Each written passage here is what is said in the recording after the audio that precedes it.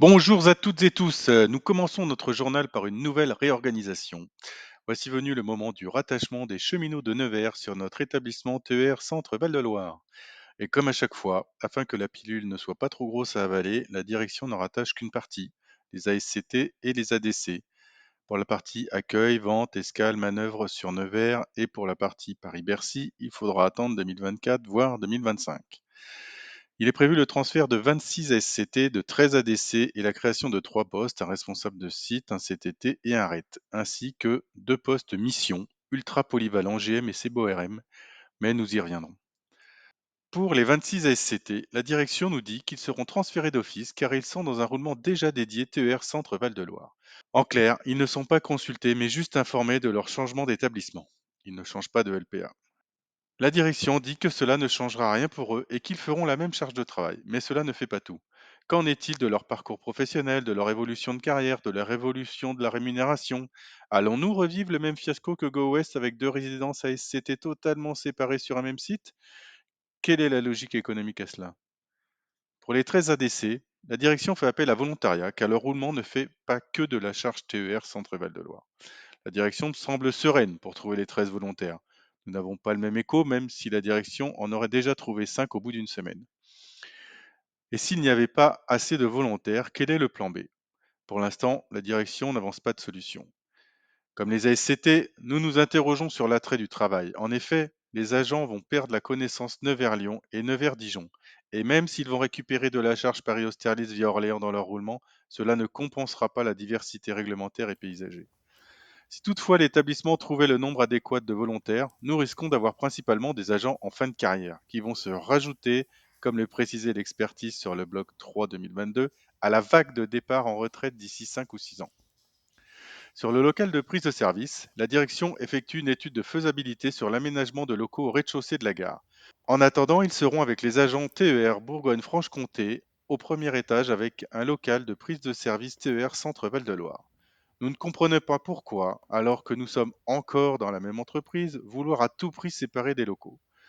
Cela aurait une charge logistique et financière supplémentaire pour l'établissement. Et si la direction voulait vraiment contrer la concurrence, elle réfléchira à faire baisser les coûts en mutualisant les moyens. Sur les deux postes en mission, donc pas pérennes, le GEM a tout faire et le CBORM a tout faire. La direction profite de l'accord classification et rémunération signé par les trois autres organisations représentatives, et donc la fin de notre dictionnaire de filière, pour créer deux nouveaux métiers. Le CBORM fera en plus de ses missions de la réception de colis, de matériel et des livraisons entre autres. Et le pseudo-GM gérera aussi le courrier par exemple. Nous avons fait changer le nom des fiches de poste que vous pouvez consulter auprès d'un élu, mais le contenu reste le même, l'ultra polyvalence validée par les trois autres organisations syndicales. Il y a aussi toutes les conséquences de ce transfert qui ne sont pas dans le dossier.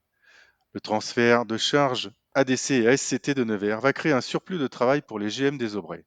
La direction n'a pas l'air de s'en inquiéter. Pour la CGT, il y a bien lieu de s'en inquiéter, sachant que l'arrivée de ses collègues nivernais va se faire en même temps que le déménagement vers la gare d'Orléans et la fin annoncée du 3-8. Surplus de travail également pour le pôle GA et Prime, déjà proche du burn-out dont certains ont hélas déjà franchi la limite. La direction n'envisage rien de plus pour ce personnel. Nous devons nous revoir le 20 septembre pour négocier entre autres les représentants du personnel sur le site. Il doit y avoir des RPX, des représentants du personnel dans les commissions roulement, notation, discipline et dans la sous-com SSCT de POB. Une fois de plus, cette réorg, parce que c'est bien comme cela qu'il faut l'appeler, ne va qu'amplifier le marasme ambiant dans l'entreprise, dans l'établissement centre Val-de-Loire et Bourgogne-Franche-Comté et surtout sur le site de Nevers. Organisons la riposte globale pour le développement du service public ferroviaire. Syndiquez-vous à la CGT. Une autre réorg nous a été présentée à ce CSE. Enfin, c'est la continuité de la réorganisation des gares d'Orléans et Bourges suite à l'arrivée des régios de Zen. Dossier qui a pris un an de décalage et de répit pour les agents en raison du retard de livraison du nouveau matériel. La première information au CSE sur l'impact emploi lié à l'arrivée des régios de Zen a eu lieu le 27 mai 2021. L'information, 2 ans avant l'arrivée du nouveau matériel, pouvait être compréhensible afin que certains agents, comme les agents de manœuvre, qui auront moins de rames corail à gérer, envisagent une évolution de poste. Ce que la direction ne nous avait pas dit à l'époque, c'est que Gare et Connexion ne voulait plus financer l'accueil général en gare, d'où la suppression d'agents d'accueil et d'escale que l'on intègre dans le dossier pour essayer de faire passer la pilule. Comme nous l'annoncions dans notre compte-rendu de l'époque, l'arrivée des régions 2N permet un véritable plan social. Il y a 2 ans, le dossier nous annonçait une trentaine de suppressions d'emplois. Là, nous en sommes à 25. Et nous n'avons pas encore abordé le site de Tours et Saint-Pierre-des-Corps. Beaucoup de postes déjà été soit supprimés, soit remplacés par des CDD en attendant la mise en œuvre. Nous avons la suppression des 4 agents de manœuvre de Bourges, la suppression de 8 agents de manœuvre sur Orléans alors que la direction nous en annonçait que 5 il y a 2 ans, 8 suppressions d'agents d'accueil à Orléans, et vous voyez qu'elle a bien avancé pendant ces 2 ans, car elle en a déjà supprimé 6. Sans oublier bien sûr les 5 agents logistiques qui ont déjà été reclassés suite à la fermeture du dépôt des Aubrais. Pendant ces 2 années, nous avons travaillé avec les agents, afin que leurs revendications soient prises en compte, des audiences, etc. Et nous dénonçons une fois de plus ce plan social de l'effectif, surtout sur l'accueil où le besoin d'information des voyageurs est de plus en plus important et qui se reporte à défaut sur la SCT, voire l'ADC en ES. Une fois de plus, la région propose et la direction TER Centre Val-de-Loire dispose, enfin plutôt décline une promesse électorale en usine à gaz. Même si la CGT ne peut qu'approuver cette magnifique démarche de gratuité des transports, nous ne pouvons qu'en regretter une mise en place fastidieuse, inégale et surtout appuyée d'une communication incomplète et mensongère. Qu'il s'agisse de la région, de la presse régionale ou de l'entreprise, chacun y va de son titre accrocheur et de sa communication pompeuse. Première région à mettre en place la gratuité des transports régionaux pour les jeunes, où les jeunes pourront monter sans payer dans les cars et trains régionaux. Malheureusement, tout n'est pas si simple. Il faut la nouvelle carte Rémi Yeps, à ne pas confondre avec la carte Rémi Liberté Jeune, sachant qu'aujourd'hui la carte Rémi Liberté Jeune est souvent appelée carte Yeps par ses possesseurs. Et surtout, le jeune devra réserver un billet gratuit valable uniquement sur un train donné et en nombre limité. Nous sommes loin du les jeunes pourront monter sans payer dans les cars et les trains régionaux. Et les usagers ne sont pas les seuls concernés par la complexité de cette mise en œuvre. Les cheminots aussi. En s'appuyant encore et toujours sur la sacro-sainte autonomie des voyageurs, ils vont subir de plein fouet et devoir expliquer pourquoi ces jeunes ne sont pas en règle, pourquoi ils doivent subir une régularisation à bord des trains, pourquoi ils ne seront pas remboursés au guichet, pourquoi autant de cartes que de voyages, pourquoi une réduction à l'aller vers une autre région et pas au retour. Les agents à bord des trains et en gare sont donc bien les premiers à subir les conséquences de ce dispositif inabouti. La CGT est consciente que l'entreprise ne puisse pas maîtriser toutes les communications externes. Néanmoins, elle se doit quand même de tout mettre en œuvre pour la santé de ses salariés.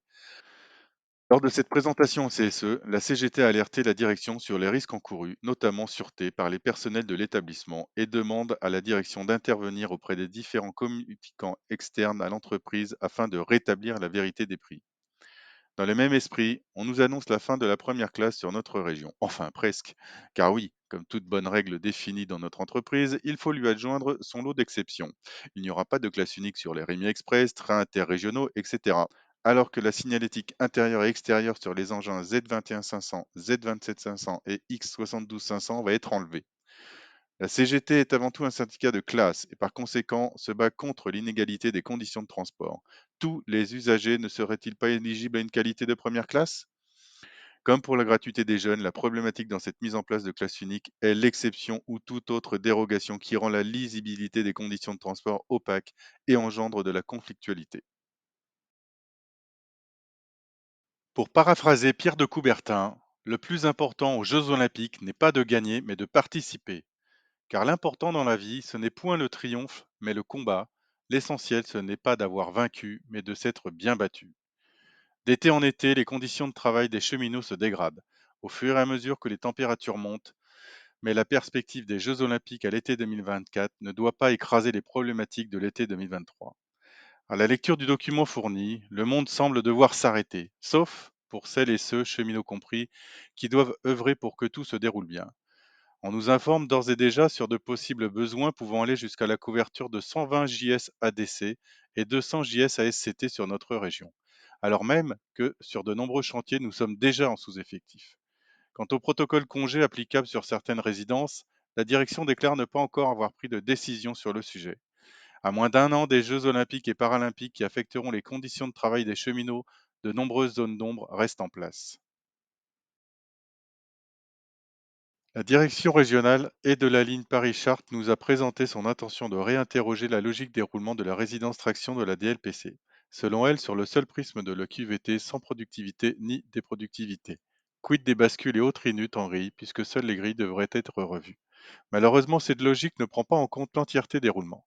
Les journées, les irritants résultants ne seront pas revus. Problème de la mixité de JS, des remontées TA ou encore des découchés à rallonge. Autant de sujets qui ne seront pas pris en compte. Les problèmes résultant d'Orion, bien que remontés par la délégation CGT, ne fera pas non plus l'objet pour le moment de modifications. Au final, ce ne seront vraiment que les enchaînements de journées qui seront étudiés, pas leur contenu.